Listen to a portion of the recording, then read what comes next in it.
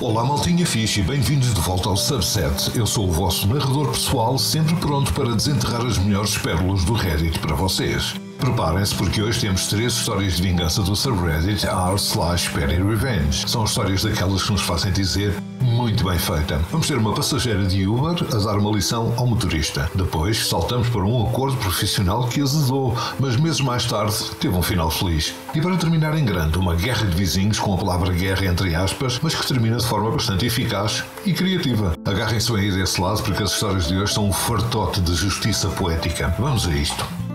Isto aconteceu há uns anitos, poucos meses depois de me ter mudado para Chicago. Tinha vindo da Roménia, onde vivi e andei na escola. Adoro a Roménia, as pessoas são ótimas. Se puderem, larguem tudo e vão lá visitar. Bom, enquanto lá estive, devido à situação em que vivia, tive de aprender a língua depressa e a fundo. Pouca gente à minha volta falava inglês fora da universidade. Avançando então para estes meses, após a minha chegada a Chicago, imaginem a minha surpresa quando o motorista do Uber que chamei parecia ter um nome romeno. A zona tinha muitos imigrantes da Europa de Leste, por isso, pensando bem, nem devia ter ficado assim tão surpresa. Fiquei mesmo entusiasmada por poder falar com ele, praticar o meu romeno para não enferrujar e até talvez fazer um amigo. O tipo encosta o carro, eu entro.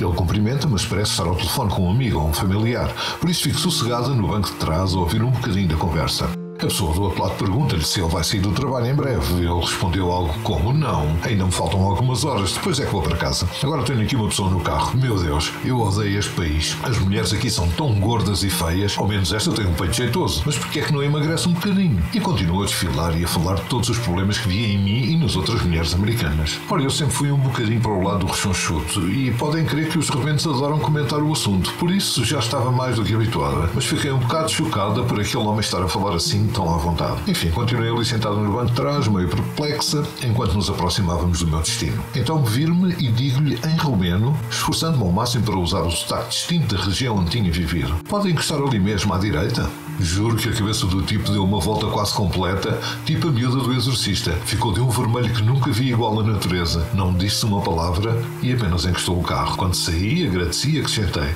olha, você também não é nada atraente, também é gordo, por isso se calhar não devia fazer comentários desses. Nunca mais na vida senti um orgulho tão grande em mim mesma.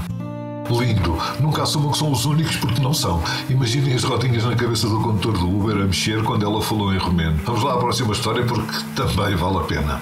Sou prestador de serviços. Uma vez, enquanto trabalhava num projeto num local bastante isolado, combinei comprar e levar 2 rodadas de tacos de pequeno almoço para oferecer ao pessoal das instalações municipais, onde ia trabalhar na semana seguinte, em troca de poder usar a fotocopiadora à descrição. A pessoa que me contratou deu autorização por telefone e o custo total dos tacos naquela semana ficou um pouco acima dos $100. Era uma troca excelente, visto que o orçamento previsto só para fotocópias ultrapassava os $1000 e eu consegui-o por apenas $100 de tacos. Acontece que os meus recibos, que entreguei juntamente com o extrato do cartão de crédito como comprovativo no final do ciclo de faturação, 1 ou 2 semanas depois, foram recusados. Não fiquei logo furioso, mas um acordo é um acordo, então liguei ao patrão a lembrar-lhe que ele tinha aprovado a despesa. E a resposta dele?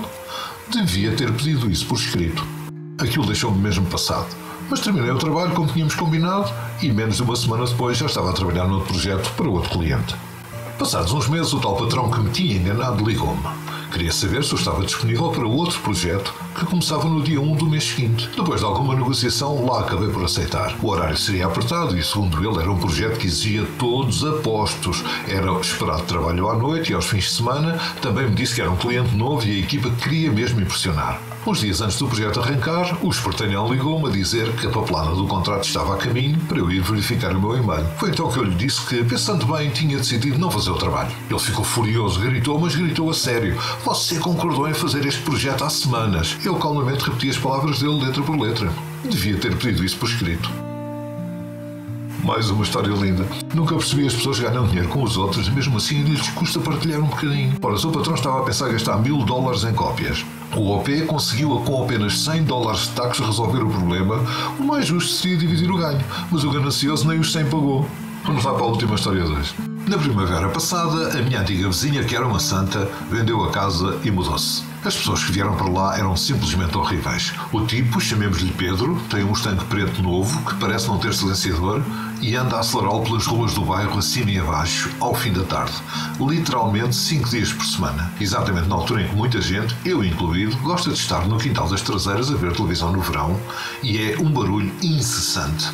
O tipo também faz o mesmo na Estrada Nacional, que passa do outro lado da minha casa, mas ainda mais alto, porque aí o limite de velocidade é 90 km por hora e ouve-se a quilómetros de distância a porcaria do carro. Para piorar, recebe amigos em casa regularmente, no quintal dele, e ficam lá sentados aos fins de semana e até algumas noites durante a semana a dar gás no carro. É um barulho tão ensurdecedor que não se pode fazer nada a não ser esperar que ele se cale. Houve uma grande discussão sobre isto no Facebook, no grupo da Associação de Moradores.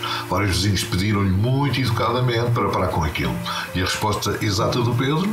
Pago muito dinheiro por esta casa, faço o que eu quero no meu quintal e ainda disse que as ruas são públicas. Bem, eu não gostei nada da resposta, por isso eis o que eu fui fazer a seguir. Eu sei que, por viver aqui há 15 anos, que sempre que acende uma fogueira no lado do quintal que dá para a casa dele, o fumo vai direitinho para lá. É garantido. Sei isto porque nunca se pode fazer lume quando a minha antiga vizinha estava no quintal, senão o fumo invadia-lhe o espaço. Por causa disso, há uns 12 anos atrás, mudei a minha lareira de jardim para o outro lado da casa, mais perto da estrada, para ser um bom vizinho. Mas sabem? O Pedro, ao deixar bem claro que não ia parar com o barulho do carro, fez-me lembrar que eu adorava ter a minha lareira de jardim bem ali no meio do quintal. Levei apenas um fim de semana a desenterrar as lajes e os blocos e a mudá-los de volta para o meu sítio preferido e acender um belo lume na minha nova lareira. Só precisava de esperar que o Pedro tivesse visitas. Fiz questão que a primeira fogueira fosse memorável. O Pedro tinha amigos em casa, estava um dia agradável e então acendi o lume. Mal pegou, juntei-lhe toda a lenha mais úmida e repugnante que encontrei. Cerca de 10 minutos depois, o Pedro e os amigos estavam claramente incomodados com o cheiro nauseabundo e toca a recolher todos para casa. Voltaram a sair passado um bocado. Juntei mais lenha molhada e nojenta e eles entraram novamente em casa. Mantive aquilo assim o dia todo. Ao fim do dia, juntei um monte de relva parada para aquilo continuar a fumegar durante a noite. No dia seguinte, ainda deitava fumo e cheirava horrivelmente mal. Até publiquei um post no Facebook da Associação de Moradores a dizer que ia continuar a usar a minha lareira com frequência e que se alguém tivesse restos de relva ou madeira estragada, podem-me entregar.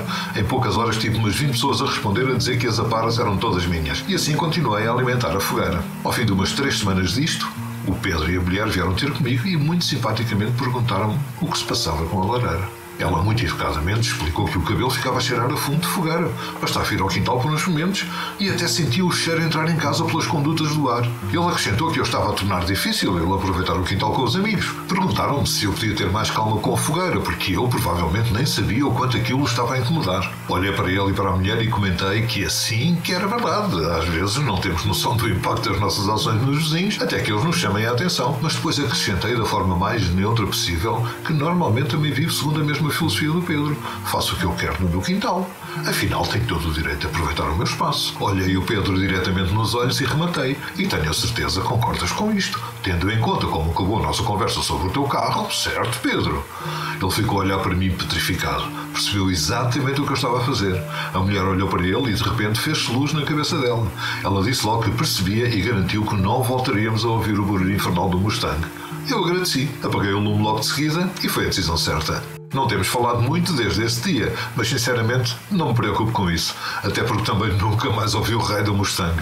A falta de civismo de certas pessoas é realmente atroz. Esta é uma vingançazinha bem engraçada. E assim fechamos mais um capítulo aqui no Subset, maltinha. Que coleção, hein? A imaginação que aparece no r/Perry Revenge não tem limites. E vocês aí desse lado, que acharam destas reviravoltas? Qual destas vinganças vos deu mais gozo? Já passaram por alguma situação em que tiveram de ser criativos para resolver um problema ou usar o troco a alguém? Contem-me tudo aí nos comentários, quero saber essas histórias. Tem o e-mail no ecrã e também na descrição do vídeo. E se gostaram e querem continuar a acompanhar estas aventuras pelo Reddit, já sabem, está ali o botãozinho do like, partilhem com os vossos amigos e, claro, se ainda não o fizeram, subscrevam o canal, ativando as notificações para não perderem nada. Muito obrigado por estarem aí, cuidem-se, divirtam-se e até à próxima aqui na Subset. Muitos abreijos!